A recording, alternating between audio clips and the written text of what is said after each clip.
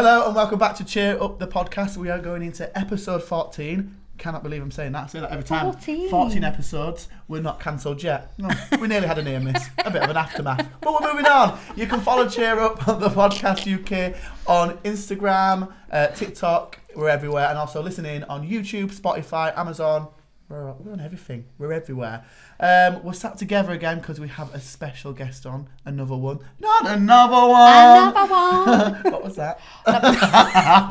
He does it all the time. Lal. Laugh and lean. Honestly, Jane cackles and she summons a coven. Tell you what, these past 2 episodes, honestly, they're getting worse and worse. I'm sorry. You're going to have them in one of them tomato things in a bit where they put me there and just throw tomatoes at me for the rest of the episode. Anyway, me and Jean. I'm so sorry, I don't know what's up with it. I'm tired. It's been a long time. Me and our Jean have been up to so much. We're not going to bore you because we've got a guest on and we want to get straight into it. So I'll let Jean. Our Jean. Our Nana Jean introduce the Nana guest. Jean, honestly, it gets worse, honestly. Sorry. Excuse me, glamorous granny over here. Thank you very much. Come on. Anyway, Jean. we are so excited to introduce our guest, which is Becky Mancini from ADA. Yes. And previously ADA, and now your own... Just freelance, yeah. Freelancing. My own entity, yeah. After 15 years at ADA, best 15 years of my life. Amazing. But what an incredible 15 years. And we're going to talk a little bit about that, aren't we, as well? So we've got some questions for you, Becky. So you don't just do hip-hop. Nope. Lyrical is your thing as Yes. well. And you had a team, didn't you, that you took from like grassroots and all the way through with lyrical? Yes. Could you tell us a little bit about that? Yeah, definitely. So when I was at ADA, I started a lyrical group. Well, they actually started as jazz back in 2013, 14. Yeah. We didn't even have a proper dance studio. It was like... can I put this class on and see how it goes? And ADA were like, fill your boots, let's see where this goes. And it was like a real journey, like a real underdog story, something like in my whole career. It is the thing I'm most proud of out of everything that's happened in my dance career and all-star career. Definitely that team is my proudest kind of achievement because we really just went from being rubbish. And the athletes won't mind me saying that. We were all rubbish. I was rubbish. We were all rubbish. We were just learning. And it was like last place. Every comp, I had a moment where I cried in a car park and was like, I can't keep doing this to these kids. And then the season just gone, we got silver at the ISF Worlds in lyrical, and there was athletes in that team that were there since 2013. That is incredible. Like shout out Jessie Hodge, she was like the main girl in it, and she was one of my first ever athletes back when she was about 9-10 years old. And just the journey, like even when we got that silver, there was people not on the floor with us, but that had been such a big part of that journey that were emotional for us because without them we wouldn't have got there. And they paved the way, don't they? I think people forget about like the journey of where you started, because we had the same at Tycoons with hip hop. I remember the girls, like Vanessa was about 14, coming to me going, Mum, we've just seen you guys at Bournemouth, and she was like, Mum, I want to try and get to like Worlds and do it. I was like, right, okay, let's do it. And we had a small group, and like you say, you go and you get you learn because you go out and you're like, ooh, that weren't great. But you improve, and I think if you've got that tenacity and that fire in your belly, that passion to actually get better, but also having the athletes that have gone on that journey with you from start to finish, which I feel is, I experienced that, and it's really wonderful. Yeah. But I'm feeling like more and more we're not getting that kind of. Yeah, I definitely think like the industry is changing with regards to kind of athletes bouncing around clubs and coming and going. I understand why, because I think like as an athlete, people take it very seriously now. Like, it's not just a hobby. Yeah. They want to be the best they can be. And if that means seeking other environments for better training or a different form of training, I'm kind of on board with it. Like, I've always said no one owns an athlete. And I do stand by that. Like, no one owns an athlete. Sometimes it's heartbreaking when you've trained an athlete for years and then, they fly the nest and they go somewhere else. But yeah, it's definitely a bit of a dying thing now. So for me to have still had a couple of athletes in that team, it did make it all the more that special, definitely. See, when with people going, because obviously when we all started out, there wasn't as many bids and things like that, was there? No, yeah. So like, I think that's probably one of the reasons why people are going, because they want that aspiration to go to Worlds, compete at Worlds, or whether it's the summit bid. It's a selling point, isn't it? Absolutely. Like, if an academy's got bids to different types of World Championships, it's a huge selling bid. We've got a bid to Iceland, love. Get your weekly shopping. Not actual Iceland, I mean local shop, love. Yeah, still. Get a bargain. Throw your stunt in there, love. The TGI Fridays aisle. Imagine. I think when you said about the journey, though, with the lyrical team and watching that journey and then seeing it come to fruition, like, what did that feel like for you as a coach? Oh my God, I was an emotional wreck. Do you know what? ISF actually used the poster the other day for something, and it's just me, like, bawling my eyes out at the front. I mean, I look horrific, but I was like, oh, what a moment. It sat right up there with the first time I won Worlds as an athlete. Like, it was just, like, euphoric, really. And we had a really tough season. Like, not that anyone cares once you're on the floor. Judges don't know, they don't care, but like, we literally had to change the routine 2 weeks before Worlds because of injuries. They'd thrown the routine once full out in the studio before Worlds.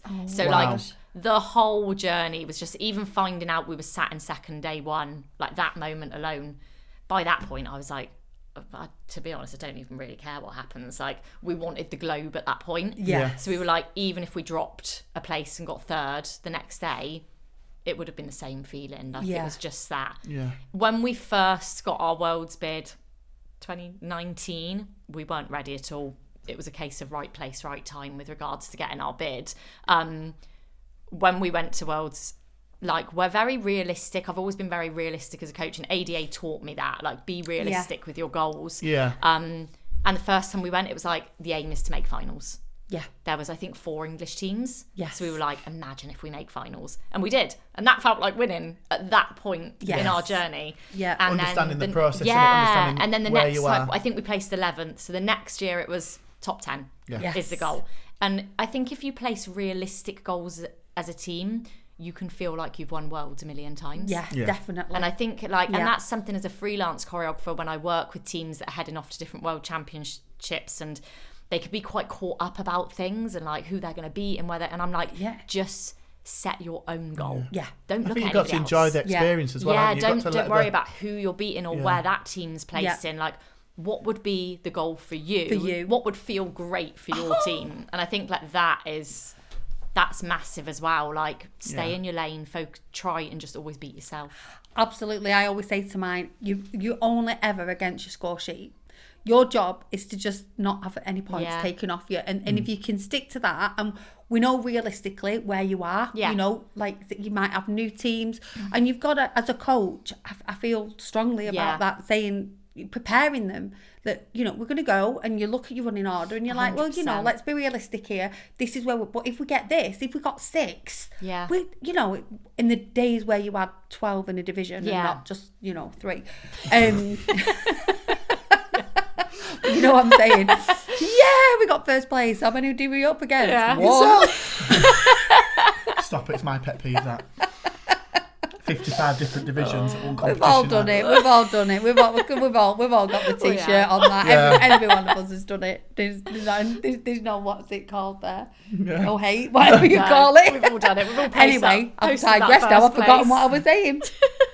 Never mind. I have actually done that. I was saying, this is where I look at you and go, step in. Setting our own goals. We're setting our own goals, and that's what I always think. I think if you're realistic about your teams when you're going out there, and not worry about anybody else out there, because that kind of does breed toxicity. 100%. It really does. I think whatever journey you go on, you can still support people along the journey, because obviously you've inspired a lot of people, and it's shown that kind of support between clubs, and that's what it's about. We're all here for the athletes at the end of the day, and doing the best, and obviously for yourself as a coach, doing the best for them. I think you can just there's a way you do it. There's also nothing better than feeling that support and even giving it, like you know, when you're on the floor at Worlds and you can see another UK team sat down the front for you, it's great. And no better and like feeling. Don't get me wrong, we can't make it to everything, and like I'm someone that, and anyone that knows me as a dancer will laugh at this, if I'm competing that day, you probably won't see me. I'm going through my routine and repeat 200 times like I've only just learnt it, because that's just me as an athlete. So I'm like, I'm really sorry I can't come and watch you, but I wish you the best, because everyone deals with things differently and stuff. So I'm also like, if a team's not there, I'm not like, oh, they're not supporting us. Don't feel like that at all. Do you know what I mean? But it is amazing, and where we can support each other, absolutely. And do you feel, because you've been an athlete and a coach, so you sit in both camps, what felt like as more sort of at the edge for you, when you won as an athlete or as a coach? Do you know what? It really depends on where you're at in your life. Right. I've got to be honest. Because like I think 2019 when Dark Angels won, and it was the first time they won when I'd been a part of the team. Like that moment was just, after being in the team for so long as well. I'd been in the team for years, and you know, been so close to winning, had so many seconds and so many thirds. So that was amazing. But I was younger then. I'm still not that young. I was like 29.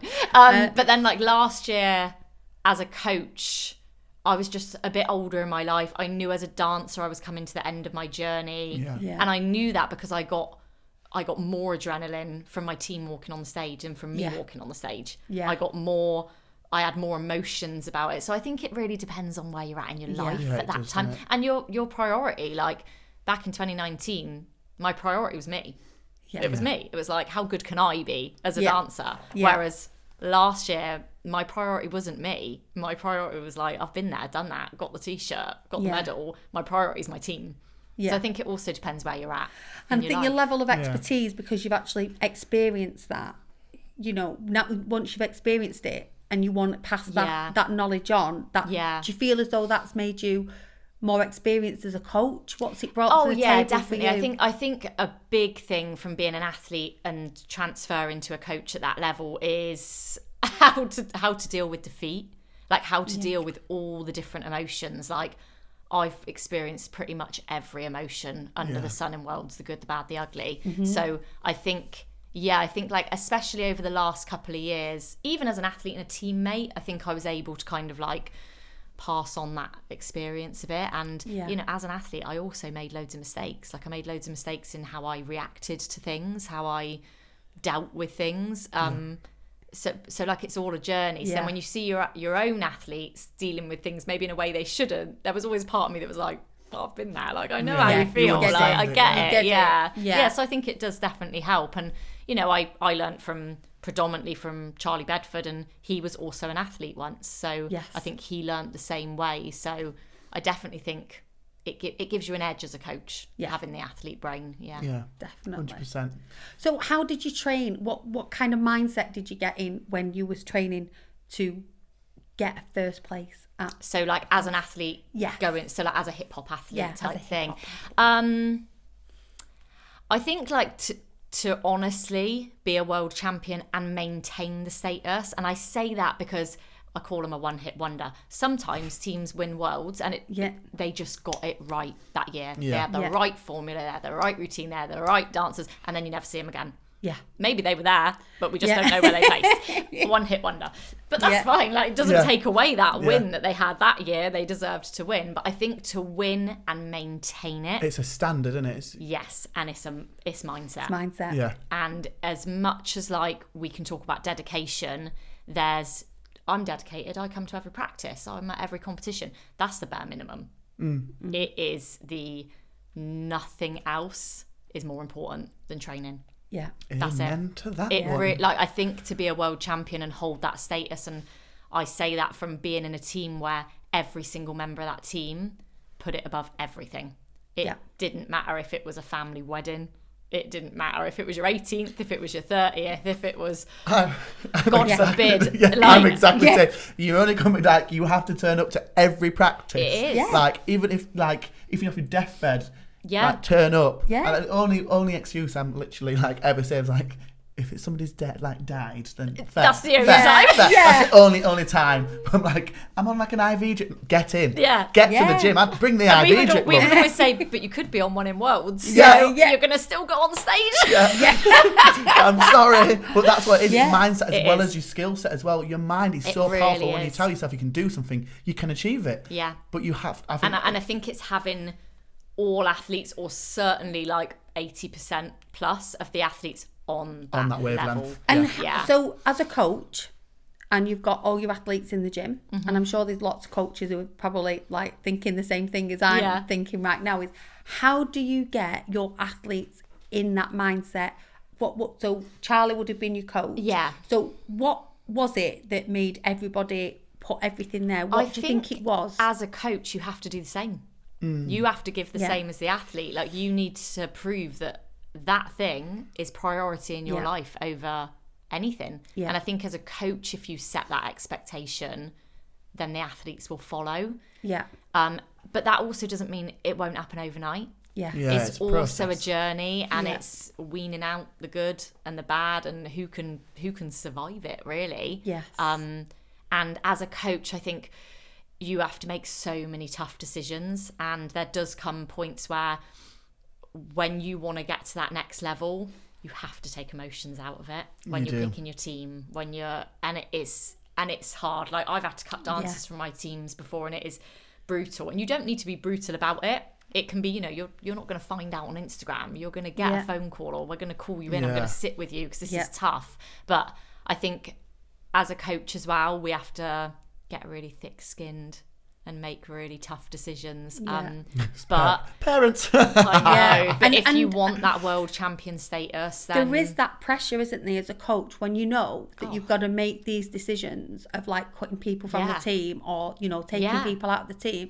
That is not a decision that you sit with lightly. Oh my God, no. That's a decision that you're sat with thinking, what is this person like? How what's the best way I can approach this? And you can be lying in bed thinking, oh my God, I've got to do this. So and you hard. get the anxiety, and sometimes then it makes you even more when you make that decision to your team. You've got to be like, well, we better make sure that this decision was the right one as a team. Because if not, it wasn't fair on that athlete. Do you know what I mean? So if I've made this decision to better the team, as a team, we need to do that. And I think as a coach as well, like, make yourself a member of that team. You're not just a coach. Like, you are a member of that team. You're all responsible. Always. I mean, my heart's always been on the floor. I think Vanessa said it last time. Like, I always get a bit excited at the front when but it's a sign of a great coach, isn't it? Like, sometimes when I've judged, or when I've just been there as another coach, when you're at the music desk and you're waiting because you're the next person, and I often watch the coach, not like who's on the floor. And I've been that coach that stood on the music desk and cried and stuff. So like when I see that, I think, definitely. Very cutesy, very mindful, very demure. Not you. Not you. I'm going to go on to my next question, but I do need my glasses. Okay, so we've got that. So we've got lots of changes. Yes. In the UK with the ISASF dance divisions. Yeah. Would you like to share my thoughts on it? Yes. Yeah. I mean, this is the first time in maybe 13 years I'm not going to ISF actually, but I am aware of the changes. I sit really like on two sides of the coin with it. Yeah. So obviously they're collapsing a lot of divisions. For me, my issue is it should be so I'm talking dance here because I don't know anything about cheer. Sorry, guys. That's the nice thing about the podcast, is because cheer always gets dominated, and the dance is always kind of pushed to the background a little bit. Not in my life, I know nothing about cheer. We want everything. I mean, we have gone cheer, but we want to. We definitely want to like raise the profile in dance, because the dance athletes train so hard. The standard in the UK of dance right now is crazy high. The beauty of comparing at events is watching dance. I would just sit next to Jane and be like, it's breathtaking. Like, literally, to just name a few, like Firebird world champions, like obviously ADA, TCA have done amazing things in worlds, Architects have done amazing things. Like there's so many amazing dance and so many up and coming as well, like some insane up and coming. You know, I always POM. I mean, and again, I don't know anything about POM, but like I watch Gold Star, I watch JC. Honestly, I'm just like the sharpness on them routines. I'm like that in my sleep. How do they move like that? I did one POM workshop once, right, with Danny at flight school. 30 seconds I was dying. I was blowing. I had all newfound respect for POM. I was like, and then the POM gets released and chucked across the floor. I'm like, is she going to catch it? Is she going to bam into a move? I'm like, what the hell? It's so impressive, isn't it? We started off with POM dance when we first started Tycoons. That was the thing that I coach, and I still have a massive passion. I love watching the POM. And I'm watching it at that high level is like, it's insane. It's a journey, isn't it? Yeah, but there's not been, for me, there's a lack of consistency with the divisions. So like from someone that's been competing, taking teams in the lyrical division for years, lyrical until last year's free-for-all. It's large, it's small, it's co-ed, it's all girl, all rammed into one. I think there was like 70 teams in the division in 2023. Yes. The division went on for like 5 hours or something. But then hip-hop has always been split co-ed, small, co-ed, like really split. Yeah. So for me, my only issue is like, let's get some consistency here. Like, why is one dance style treated different to another? I just think it should all be the same. Yes. Which I don't even know if it still is. But I do know that they've like now collapsed it co-ed or girl, but all like small and larges together. Yes. I think it's better on the term of like, I think there should be like one world champion for hip hop. One world champion for, because I feel like it's more of like a proper title. Do you know what I mean? Yeah. But on the other side, I don't know how you're judging a team of 8 dancers against a team of 22. Yeah. That's when we did Worlds once. They didn't have the different divisions, and we was a small in the large division. And then the year after, we made the bad decision of going into like the Premier. So we was up against Team Japan and so. You can play the game. Yeah. You can look at the teams and the divisions and go, let's aim for Worlds with this division and let's aim for Worlds for that division. Because I mentioned this before, there's like divisions within divisions. Yeah.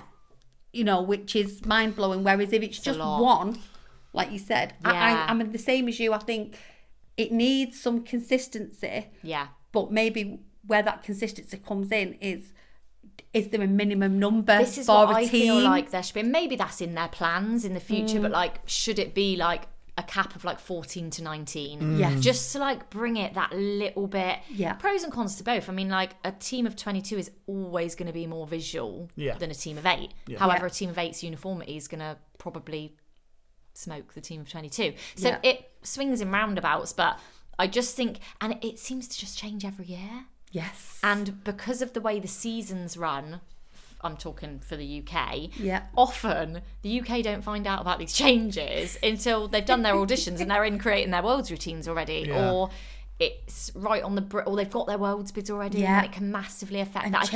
I think a lot of teams this year have been hit with like they've got Worlds bids and they actually can't take their Worlds bids, or they can't take all of them. It's like they just do what they want, and then we'll roll that out in the UK now. Let all the UK teams know. The big one for me is age divisions. Keep changing. I can't even keep up with it. Even throughout the season, so you've got your team, you're working with your routine, and then all of a sudden it's like, we're going to change the age divisions, and you're like, what? Yeah. Like it's hard. You know, you're not always the biggest gym where you can pull other athletes from that, and then you've got to cut people at like poor Amelia, who's like 8 and not quite made that age group. And you're going, I'm sorry, but there's nothing we can do. Yeah. And so I kind of sit with it like I'm all for it. With I think like the harder we can make it, the better. It's a world championships. Yeah. But I do think there needs to be some kind of formula, and this might be controversial, but don't make it like ICU.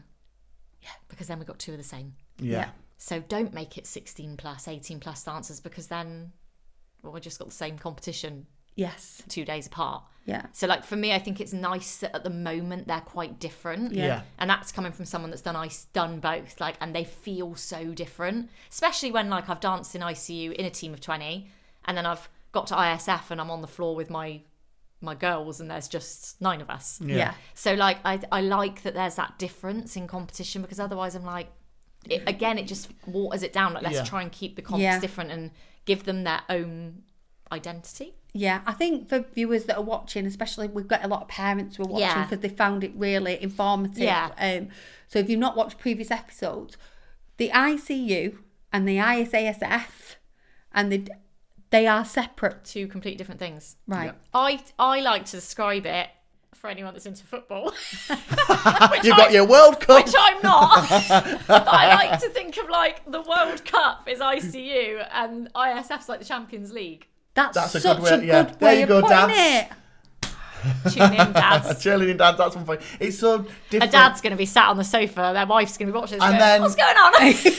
And then on top of that, you obviously got your All-Star Worlds as well, which is still a really, really great competition, but it just adds in, you've got Worlds, you've got ICU, you've It's got a All-Star lot. Worlds. And the you've got summit. It's very, and the summit on there's top. so much. So it is quite overwhelming, quite confusing for people. Yes, And then you've got it people is. coming in that are not being in the industry. They might be really good dancers and they want to join your team, but then they're seeing the team down the road, they've got a summit bid, a world's bid, but then the other team's got an all-star. It gets very hard, confusing. and I think it's like having to try and educate yourself, but also coaches and choreographers being very honest about kind of the standard and where these different world champions.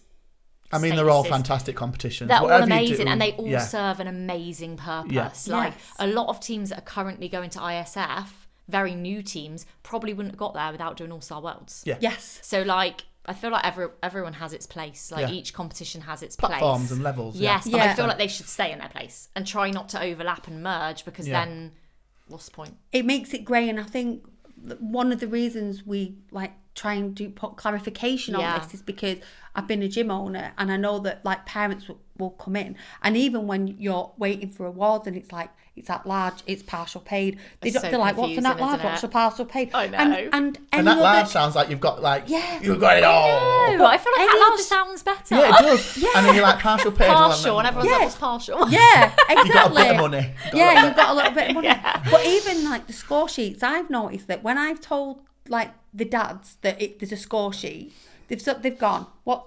So, and we've explained the score sheet to them. Suddenly, they're like, oh, this makes sense. Because a lot of people, when they're watching routines as parents, any other sport they go watching football, they go watching rugby, they go watching netball, whatever sport it is, you kind of have a general idea of the sport. I mean, I've never been able to understand football ever, but offside. Give me a cheerleader book, give me a cheerleader book, and I'm all right. I used to play rugby, Jane. No, please. Yeah, I did actually. Really? Yeah, you used to play rugby. I'll pay money to watch that now. I was a winger. I was quite fast. Anyway, sorry. Carry on. It's all right. No, I just think that if people understood the game more and saw it as a game, like the dance, we've got certain criteria to hit, but dance can be a little bit more aesthetic, whereas with the cheer, I always think that's such a good grid, because you've got to hit this, you've got to hit that, you've got to hit that, you've got to go in high It's range. very more clear in cheer. Dance is quite shady. It's very... Dance is just really about to ask subjective. You that. Just about to go in that topic. It's so subjective. Yeah. And it's something that's every year something will happen and I'm like, I can't understand. Do you think that there's a lack of judging then, or do you think there needs to be more education around judging in dance? As a coach, you kind of have to humble yourself and understand that every competition is different. Mm-hmm. So for me, ICU and ISF, what ICU like is not what ISF like. Yeah. So in some respects, you have to choreograph for the comp. You do, which is Same also as cheer. which is also hard. It does make things hard and sometimes really, really frustrating that one comp values something over another. And if you're a team that's really good at that thing that's valued and then it's not at one comp, it can be really, really frustrating. It's hard for the athletes and sometimes it's hard to explain. Yeah. Like I've made complaints in Worlds before and asked for feedback because I'm genuinely I don't know how to explain this to the athletes. I need more from you because your score sheet's not giving it, especially when it's the same score sheet.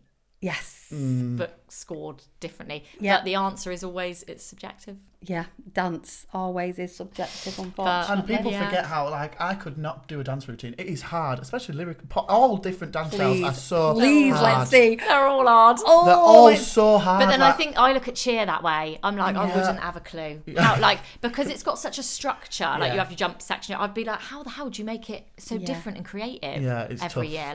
Really, really hard. It doesn't help that the rules change more than I change my pants. Yeah. But same as you guys with dance, it makes it so tough, and at the end of the day, for me, we're not a big club. We don't go for like worlds. I'm more community based, and I just say, have fun. Let's go have fun. We do. And to be fair, we've got our first international team this year. Amazing. The stress level. Yeah. But it's just like having that structure for them, and there needs to be that same structure throughout the industry, and not chop and change and make a rule, and then we find out the rules from ISASF two years later. And even like within the UK, like again, I feel like when you're at world level, it's more like you're answering to your athletes. Yes. But in the UK, sometimes you've got to answer to the parents. Yeah. Sometimes the parents want to know what happened, or they don't understand. And it's not like every sport where you see like 2-0 or you don't see the scores come up for diving or anything. Your scores are on a score sheet. It's You really put that difficult. in a parents group, they're like, what is that? And explaining it to them. Exactly. It's a rigmarole. They're going around going, well, I thought our team were better.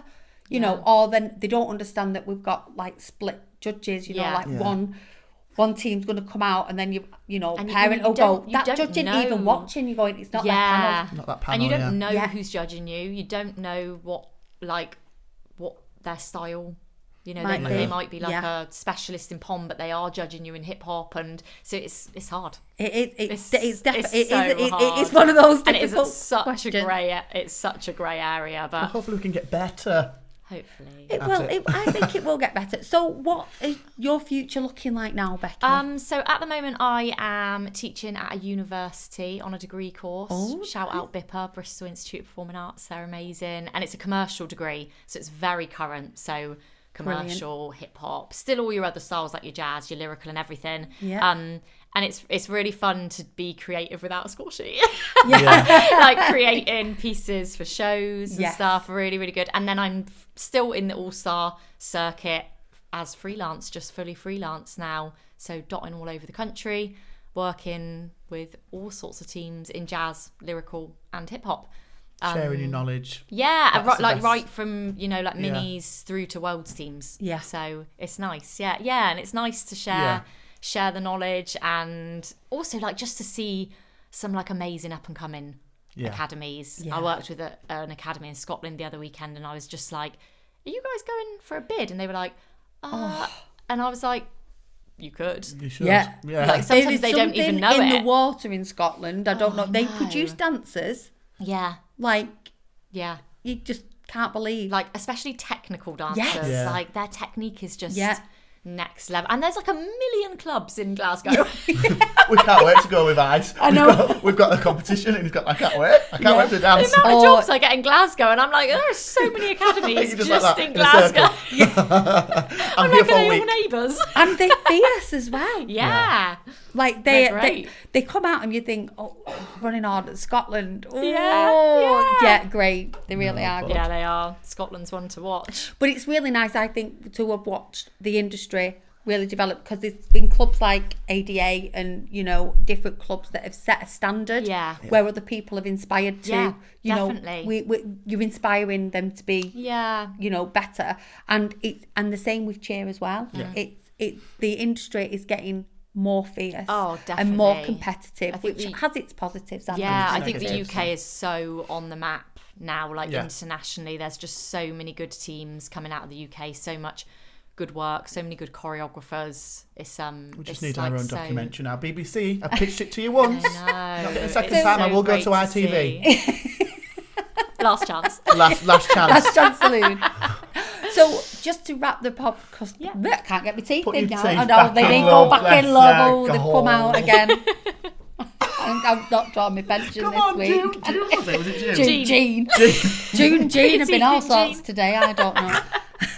Come on, Boogaloo. So, Miss Boogaloo, actually. Miss Boogaloo. Bit of knowledge, though. So, have you got any nuggets of wisdom that you would like to share with our viewers today? Just like, as for a coach, I would say educate yourself. You're still a learner as a coach. Never stop learning. Get people in. Get inspired. Don't stay in your own studio. I think that as coaches, we need to take on a responsibility to learn always, and that will make you better. It will make your team better. And then as an athlete, like, what do you really want? How much do you want it? There's always someone that wants it more than you. Yeah.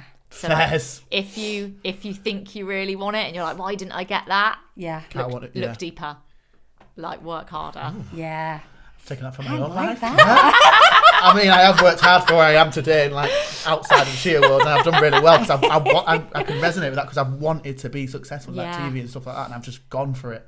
So much so that I signed a professional contract with pantomime this year. I'm hungry for it. So I think you've got to really look whatever deep. you set your mind to, like you've got to show up for. Like I retired from Tycoons this year in July, and Nessa has like took over now completely with the other coaches, so which is really nice. And we went to FC Jungle Fever this week, and it was really strange because some of the parents didn't actually know who I was as well. And that was really strange. But the only way I can explain it, it was like being a grandparent. You know, you brought your child up, and then you become this grandparent. You don't have to be strict anymore. You know, like you can go in with all the sweets, going, "Yay, look, Nana's arrived!" And you know, when kids were growing up, you'd be like, "No, you're in bed, whatever." But it was that kind of feeling. It was like watching something that you've created continue. But without you just being on the periphery watching it it was a really, really nice feeling. It was really lovely. I didn't think I'd feel like that because I actually was, it was my baby for a really long time, but it was like, not off, it's flown. I think it's so cliche in it, but when you know, you know. Yeah. Like I never thought I would be ready to step away from ADA and not compete myself anymore but when you know, you know. Like, I think when you've achieved what you want to achieve and life takes over and that doesn't leave anything sour. Like, you just walk away and, like, I can't wait to see what they do this year and to be in the audience and watch it for the first time. Like, I can't wait, and I'm excited to see loads of other teams as well in the UK and what they do this year. I'm excited for some really, like, up-and-coming new academies who it's their first Worlds or, you know, things like that. I'm excited to see, like, what Firebird come back with, like, you know, returning. Are they going to get it again? So it's exciting. Go for a holiday. Oh, do you know what I mean? I'm off to Thailand. Sorry, Kat. You can go. We'll go next year. You can stream it. Oh no, that is next year. Well, we'll go the year after stream it. Yeah, I'll stream it. Stream it. But I think that sums up today's episode. Thank you so much for coming on. Thank you so much. It's so lovely to have you. And thank you for sharing your journey, your knowledge, because without people sharing their journey and knowledge, we can't get better at what we do. Thank you so much for having me. And that sums up episode 14. 14. Wow. Not Christmas special next. Yeah, Christmas special next, and then we're going to have a break, but then we'll be back. But thank you so much for tuning in to Cheer Up Podcast. You can find us on Instagram, TikTok at Cheer Up Podcast UK, and also streamers on YouTube, Spotify, and all of that stuff. It's on the post. Just look at the post. With that being said, and share. Bless her. I've been Theo. This has been Jane, and this has been Becky. See you there. Bye.